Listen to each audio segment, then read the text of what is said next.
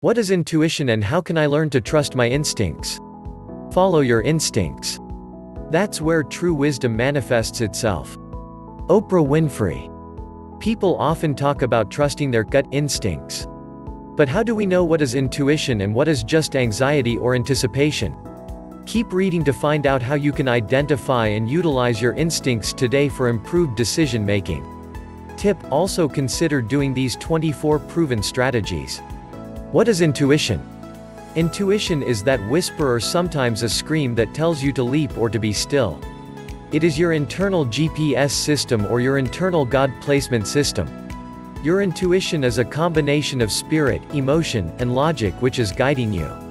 Most often than not, we don't listen to our intuition. We have too much chatter in our head and they're too noisy to let us hear our intuition. There are chatters of doubt, worry, judgment, and fears of what other people's perception of you are. Let's say your intuition is telling you that you love to dance and it makes you want to dance or even sing. It tells you that you will have a great time dancing or singing. Or your intuition is telling you, I want to love. Your intuition is saying, let's go take that chance on writing that book, or let's take that chance on starting that business. You are so pumped up with what your intuition is telling you. But then, your chatter comes in. And it says, no, what if I fail? So, how do I learn to trust my intuition? As just previously discussed, it's pretty important to put faith in what your body and spirit is trying to tell you. Be sure to follow these steps to make an active commitment to improving the connection to your instincts today. 1. Learn the difference between your brain and your intuition. The first thing you should understand is that your brain is designed to keep you safe. It's designed to have the ability to go back in time in the mental file cabinet and look at the last time you tried something like this. The past experience may not have been good, or it may have ended in some dangerous situations where people could judge you. Your brain is designed to protect you. That's it, your brain is designed to protect you, that's logical. Your intuition, however, is that spark of passion. It's that spark of desire. It's that spark of love. It's that spark of pulling me forward. It's that little bit of radical or the bit of, I want to leave my fingerprint on this planet. However, your brain isn't designed to have those same ideas. Now, your intuition can kick the brain into gear and the brain can start thinking of ways too, but the intuition is where it's going to start. It's in your gut. So when you're feeling something, you go here. You don't go, oh, I feel so special. Your job is not to turn down the doubt.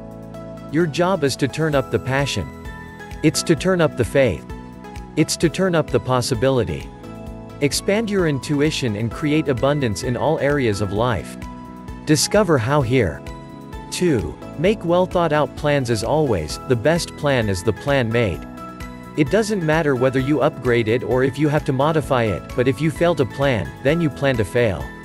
So every dream, every passion, every desire follows with the plan because that's where your brain gets excited. Your brain goes, yeah. We got a plan. Now you can believe in yourself. You set big goals and dreams and you have desires, but you don't achieve it because you didn't set the plan in the first place. You didn't do the details and then you stop believing you can do it. And then you do the biggest tragedy. You stopped dreaming. You stopped hoping. You stopped stretching yourself. You stopped listening to your GPS or your God placement system that says you've been put here on a divine assignment. And your assignment may change over years. Guess what? Your assignment that you have 50 years ago may be different from the assignment that you have today. Your job is to turn down the volume in your head, the volume of judgment, the volume of fear, the volume of worry, the volume of perfection. Turn down the volume in your head and turn up the volume in your intuition and your soul reflex, and that God placement system, in that heart space. Turn up the volume in that place and say, what do I want? 3. Know what you want. Ask yourself this tonight, today, tomorrow, what feels good to my soul? And then be still, and be quiet. I believe in prayer and I believe in meditation. And I grew up only knowing about prayer. But then I learned that prayer is asking God or the divine or whatever you call your God. I'm not imposing my belief systems on you, but I call him God. That prayer is asking God for direction and meditation is being still and quiet long enough to hear the answer. A lot of times we don't hear our intuitive spirit talking to us because we're not still and we're not quite long enough to hear it. So give yourself the gift of quiet time and really, ask yourself these questions. What brings me joy? What excites my soul? What do I want to do for the next 6 months or 6 years? What makes me feel passionate? What sets me on fire? Then, be still. And then listen.